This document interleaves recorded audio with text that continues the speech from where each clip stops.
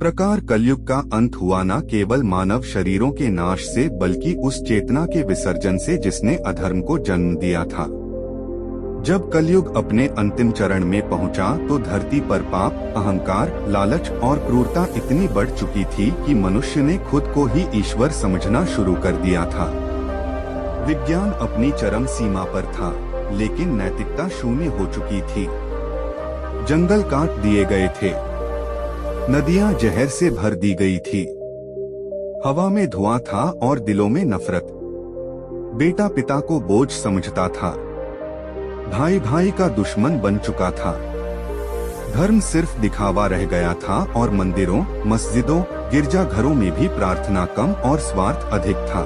लोग भगवान से सौदे करते थे और सत्ता में बैठे लोग जनता को लूटकर महलों में रह रहे थे। निर्दोषों का खून बह रहा था और अत्याचार को सामान्य मान लिया गया था। तब सृष्टि के सूक्ष्म नियम जो अदृश्य रूप से ब्रह्मांड को संतुलित रखते हैं, वे डगमगाने लगे।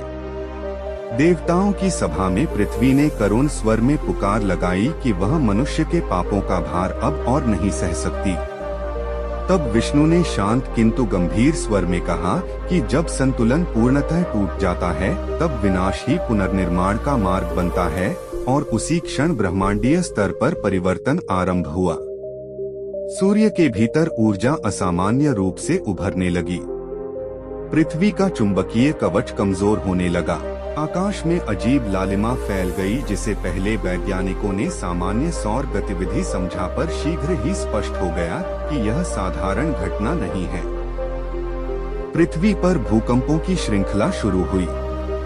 महासागर उग्र हो उठे, ज्वालामुखी एक साथ फटने लगे, मानो धरती का हृदय आग बनकर बाहर आ रहा हो। आकाश में धूमकेतुओं की वर्षा होने लगी और रातें भयावह प्रकाश से चमक उठी। मानवता घबरा गई, पर तब भी कुछ लोग अपने हथियारों और सत्ता को नहीं छोड़ रहे थे। तब ईश्वर ने अंतिम निर्णय लिया और अपनी दिव्य चेतना को समस्त सृष्टि में प्रवाहित किया। यह कोई तलवार लिए अवतार मात्र नहीं था, बल्कि स्वयं प्रकृति ही ईश्वर का रूप बन गई। सूर्य से एक महाविस्फोटक सौर ज्वाला निकली जिसने पृथ्वी की ओर बढ़ते हुए उसके समस्त कृत्रिम तंत्रों को निष्क्रिय कर दिया। एक ही पल में सारी बिजली, संचार और तकनीक समाप्त हो गई। मानव सभ्यता अंधकार में डूब गई। फिर आकाश से अग्नि वर्षा होने लगी। पृथ्वी का तापमान असहनीय हो गया, समुद्र उबलने लगे और वायुमंडल जलते अंगारों से भर गया। लोग समझ गए कि यह किसी शत्रु का आक्रमण नहीं, बल्कि स्वयं सृष्टिकर्ता का न्याय है। जो निर्दोष थे वे भी प्रकृति के नियम से बंधे थे, क्योंकि विनाश चयन नहीं करता, वह संतुलन स्थापित करता है। पर्वत दरक गए, महाद्वीप खिसकने लगे, महासागर भूमि को निगल गए और मानव निर्मित हर संरचना धूल में मिल गई। उस समय आकाश में एक दिव्य प्रकाश प्रकट हुआ जो किसी आकृति में बंधा नहीं था, बल्कि शुद्ध चेतना का रूप था, और एक अनाहत नाद गूंजा जिसमें शब्द नहीं थे, पर अर्थ स्पष्ट था कि यह अंत दंड नहीं बल्कि शुद्धि है। जो आत्माएं अपने कर्मों के अनुसार थी, वे उस प्रकाश में विलीन होने लगी। भय धीरे धीरे शांत स्वीकृति में बदल गया, क्योंकि जब सब कुछ समाप्त होने लगता है तब अहंकार भी टूट जाता है। अंततः पृथ्वी अग्नि और जल के मिश्रण में डूब गई और फिर एक गहन शांति छा गई।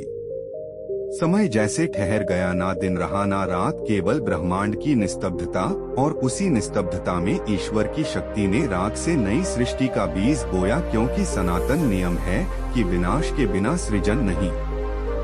जब पुराना पूर्णतः समाप्त होता है तभी नया जन्म लेता है। और इस प्रकार कलयुग का अंत हुआ न केवल मानव शरीरों के नाश से, बल्कि उस चेतना के विसर्जन से जिसने अधर्म को जन्म दिया था, ताकि आने वाले चक्र में फिर से संतुलन, सत्य और धर्म स्थापित हो सके और ब्रह्मांड की अनंत यात्रा यूं ही चलती के